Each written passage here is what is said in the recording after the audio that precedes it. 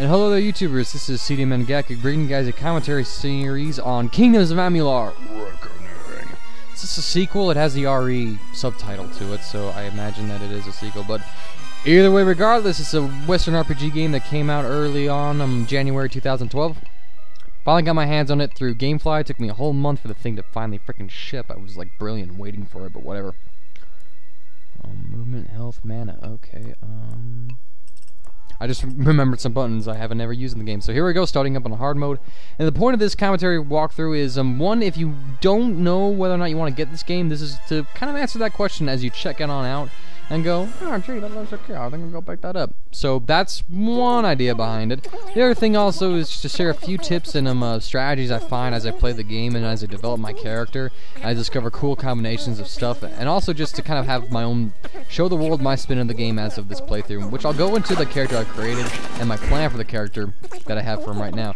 First things first though, I gotta call this narrative very Tolkien-esque in its opening thing. It reminds me of Galadriel's monologue in The Fellowship of the Ring, The Lord of the Rings, the first movie, where you have her narrating as the whole scene goes on with like the first war with Sauron and how the ring was lost, blah blah blah blah. So it reminds me of all that. But then again, what fantasy isn't based off of Tolkien's work? Like seriously.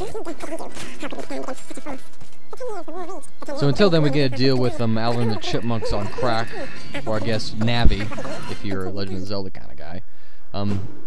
Dealing with our monologue and narrating whatnot. So carnage, war, carnage everywhere, carnage everywhere. And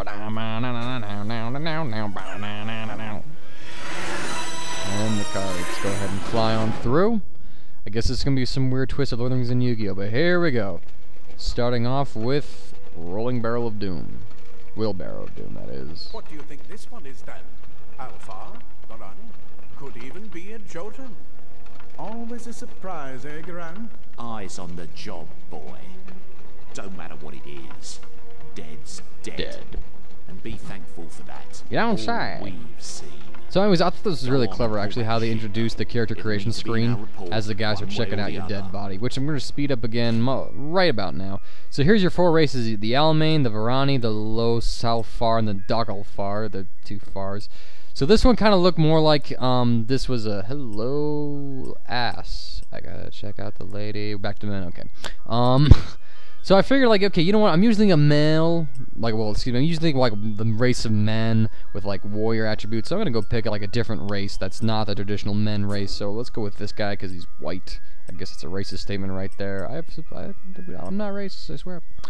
And I decided that this one's going to be focusing more on the Rogue Mage combo pack. You can do all three of them. I'm going to start off with kind of experimenting with the Rogue and the Mage combo, see what I can develop through there. And here we go, customizing my character just a little bit. I shell on the whiter shade. Find an eyeshadow color, not that I can tell the difference between like any of them for real. Pick eyeshadow darkness, make it light so my character isn't so heavy looking. Stubble color, stubble intensity, tone down the intensity a little bit, and change the color even though I don't notice a difference. And hairstyle, I was actually looking for a hairstyle that matched mine a bit, and I'll find it in a moment, which is this one right stalling here. I'm like, oh, that's totally my hair. Okay, so what kind of color do I want? No, I'm not going to be some gay Peter Pan. Let's go back to like my normal hair color. Okay, that's about the right shade. Let's find some facial hair. And oh my gosh, that is totally boss right there, but that doesn't work with that hairstyle. Quick, find a hairstyle that works with that beard. Oh my grizz, now I look like a middle-aged samurai guy from Japan. That is right, we're getting Japanese up in this shit, yo. And throw on some jewelry, cause bitches love jewelry. Pick some, like, I think 3 rings on the right earlobe. Or it's this one right here. I'm like, okay, I'll go with it. And then gotta find a tattoo. That one would have worked. That might have worked. But I eventually settled on this one, and this whole character concept is actually kind of pretty much stale. Black and white, I guess you could say it's some sort of subconscious attraction to the concept of yin-yang. Asian culture for the win. So pick the tattoo intensity, and we're rocking it. And there's the lovely artwork right there. Isn't he a looker, folks? For real. Meanwhile, I almost wish the gnomes actually talk like that. That would just be awesome. But they got some just normal voice. We heard him talk, actually. Meanwhile, I substitute out my character's name for a character I have in a story that is in the back of my mind, which is taken the form of a comic idea, and I'm actually kind of writing a book based on the story I have in mind. So that's the history of that name, Eiki, Japanese for courage, or somehow, some way. And thus we have probably the most grotesque way of like having to wake up from a typical case of video game amnesia among a pile of dead bodies. Why does it smell like death? Oh, that's why. Oh god. Oh, I need a bath! Meanwhile, my character's thinking, skunks have got nothing on this. Oh, Lord. Sheesh.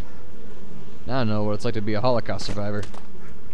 Yes, it's only been 5 minutes into the first video of this series, and I am busting out the Holocaust jokes. Because I'm a douchebag.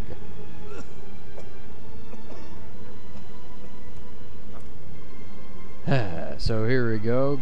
Gotta crawl out of the pile of the bodies, and we're gonna finally get into some gameplay. This is a tutorial level, actually. Which is actually really well played. It gives you a taste of everything. It gives you a taste of what it's like to be the rogue, what it's like to be a warrior, what it's like to be a mage. So you can kind of get the feel for what you want to do and how to play from there. So here we are going for the run around. As we just take a quick gander at the menu, we got like wisdom stuff, we got the quest stuff, we got inventory armor stuff, all this stuff we're going to learn how to use within this tutorial level, which is pretty much undeniably fun. What can I say?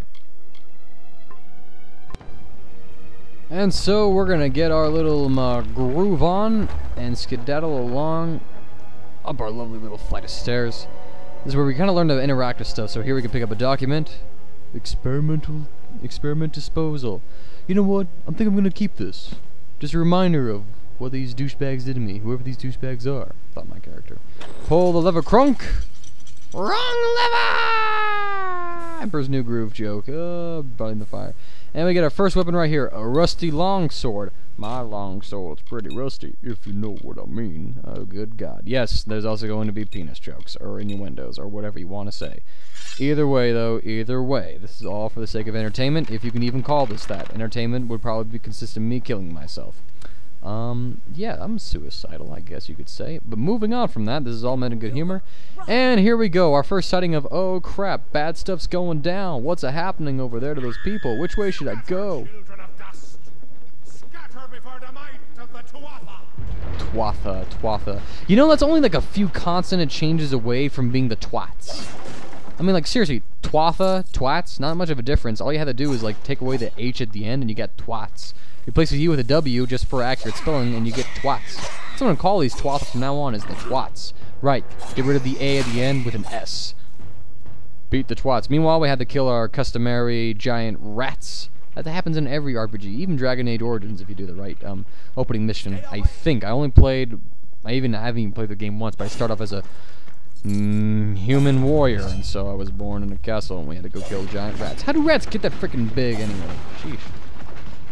And here we go. Meanwhile, my character learns probably a misconception about the real world, namely the idea that by breaking stuff you get money. I think I'll do that in like real life actually. Go to a trash can, kick it over. Where's my money? Found a dollar bill. Yeah, awesome sauce. And, yeah, that would be awesome if it actually worked like that. But unfortunately, not gonna happen in this life. Meanwhile, we jump and we get our first little bit of action right here. Beat up the twats. Let's go. Slasher. And dodge. Oh, how convenient. They tell me how to dodge right when the guy's about to slash my brains in, or they give me a haircut that I'm not in the mood for. Get away. Slash away. Roll, duck, dodge. Ooh, that was a nice little uppercut on the twats. Again, I swear, maybe that's what the writers came up with. I don't know, they were gonna call them the twats, but then they had a slur. Twatha, that's more appropriate. I don't know. One can only... what's the word? Imagine.